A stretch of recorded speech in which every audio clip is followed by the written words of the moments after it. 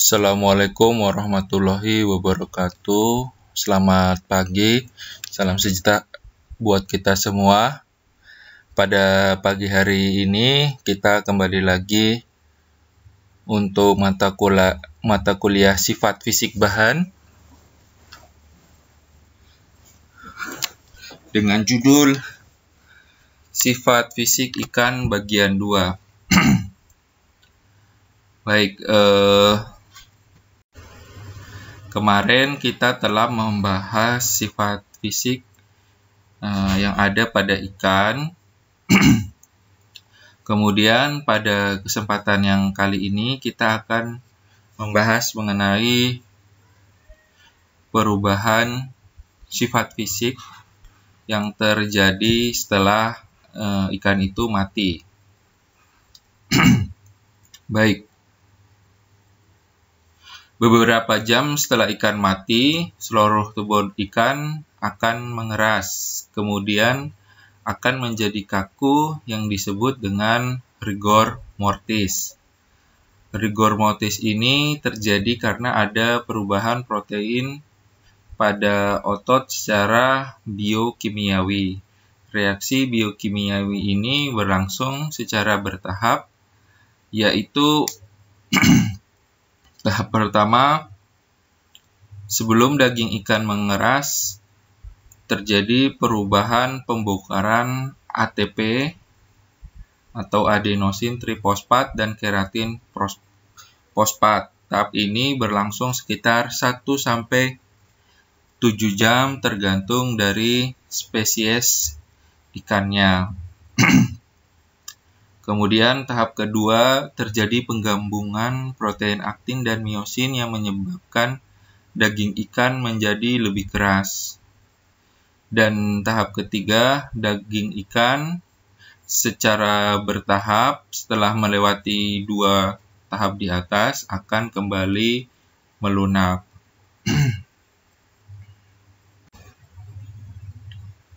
Nah, perubahan apa aja yang akan terjadi setelah ikan itu mati? Yang pertama adalah perubahan rasa atau cita rasa dan bau atau aroma.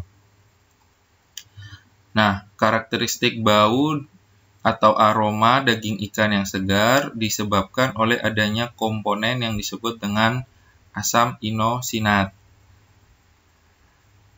Terurainya asam inosinat oleh peristiwa autolisis menyebabkan hilangnya sifat atau karakter ikan yang segar. Komponen lain yaitu hiposantin yang merupakan hasil dari uraian asam inosinat berperan dalam menyumbangkan rasa pahit pada ikan. Kemudian perubahan rasa dan aroma juga terjadi akibat tumbuhnya atau timbulnya bakteri setelah ikan itu mati.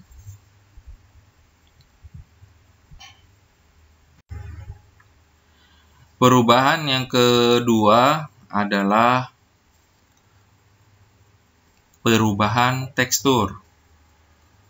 Pada saat fase rigor, bila ikan dibekukan langsung, dapat mengakibatkan bentuk yang kurang baik pada tekstur daging ikan. Saat akan difilet, ikan beku dalam keadaan rigor dapat menyebabkan kerusakan tekstur yang serius. Kemudian apabila ikan yang difilet sebelum rigor kemudian dibekukan, dapat menyebabkan daging ikan mengkerut, liat, dan alot seperti karet. Fase rigor juga dapat merusak jaringan penghubung yang terletak di antara otot satu dengan lainnya sehingga terjadi gapping pada saat ikan akan difilet. Semakin lama waktu ikan dibiarkan, kemunduran dari mutu ikan tersebut akan terjadi, terutama pada perubahan tekstur daging ikan. dikarenakan penguraian protein mikrofibil oleh enzim sehingga daging ikan menjadi lembek dan tekstur menjadi rusak.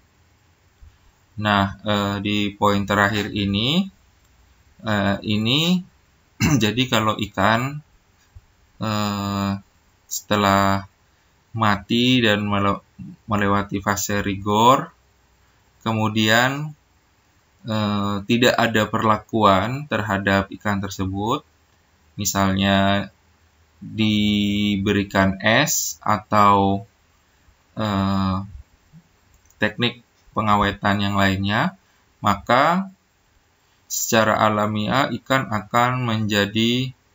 daging ikan akan menjadi lembek dan teksturnya akan rusak dan lama kelamaan akan busuk. Nah, ini perbandingan filet ikan yang mengalami gapping dan yang utuh, ya. Terlihat perbedaannya, di mana yang satunya terjadi kerutan dan yang satunya lebih halus, ya. Oke. Yang terakhir adalah perubahan yang terjadi setelah ikan mati adalah tentu saja perubahan pada kenampakan dari ikan tersebut. Nah, kenampakan ini adalah faktor yang cukup penting dalam menentukan suatu produk tersebut bisa dikatakan bagus atau tidak. Nah, perubahan yang terjadi pada ikan setelah ikan itu mati, ya terutama pada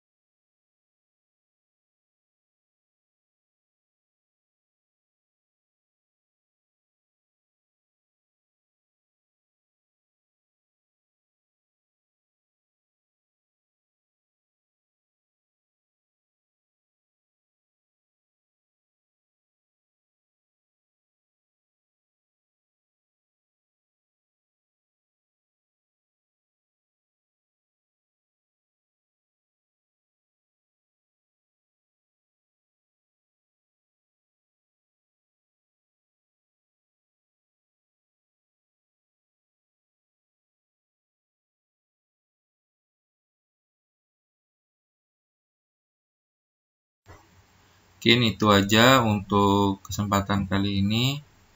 Bila ada pertanyaan, bisa ditanyakan di grup WA. Terima kasih.